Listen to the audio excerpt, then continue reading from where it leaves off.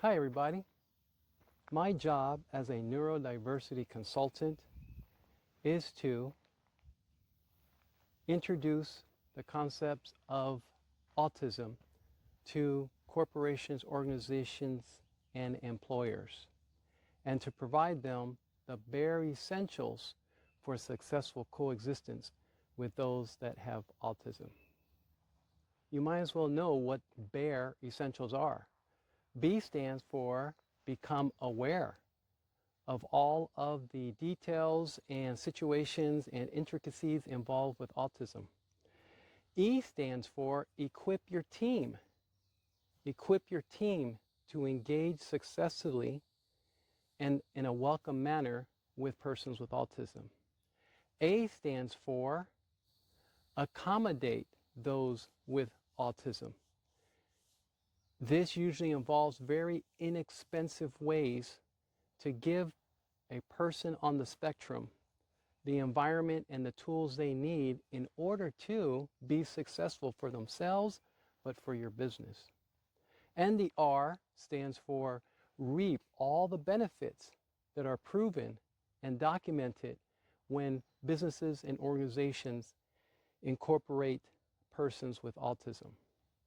So today we're just going to talk about the B, be aware or become aware.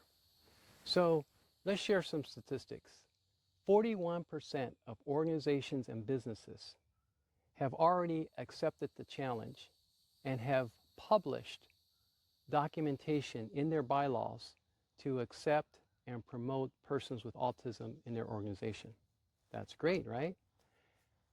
But only 21% of those have actually received training or invested in seminars or other experiences to make them capable of their good intentions. Another fact to consider is that the current interview process is designed to make persons with autism fail that process.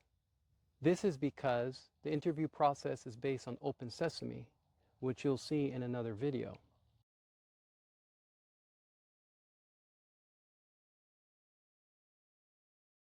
The other part of being aware is knowing what the current conversation is involving autism. So that conversation comes from many sources. It comes from businesses and corporations that have already accepted and promoted autism in their establishment. It also comes from self-advocates. These are people that have autism and are working or want to work and are sharing valuable information to make this more possible for everyone. There's also conversation in the technology world with artificial intelligence and machine learning. So all of these conversations are important. Don't forget the conversation from the ethical, moral, humanistic side. What are some of the topics that would be helpful as you try to become aware of autism? Some of the current topics involve autism as a pathology that needs to be healed versus autism as a different thought process that needs to be acknowledged. Is autism a result of the environment? Is it a result of genetics, or is it a result of a combination of the two? How can technology help us to provide persons with autism the tools and the environment they need to be successful?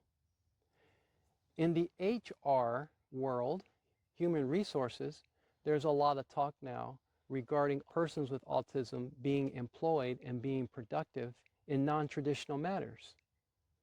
That is, working from home, working virtually, bypassing the archaic interview process, and being hired and being promoted based on their skills and their productivity instead of soft criteria such as smiling, shaking hands, and conversing in chit-chat in the break room.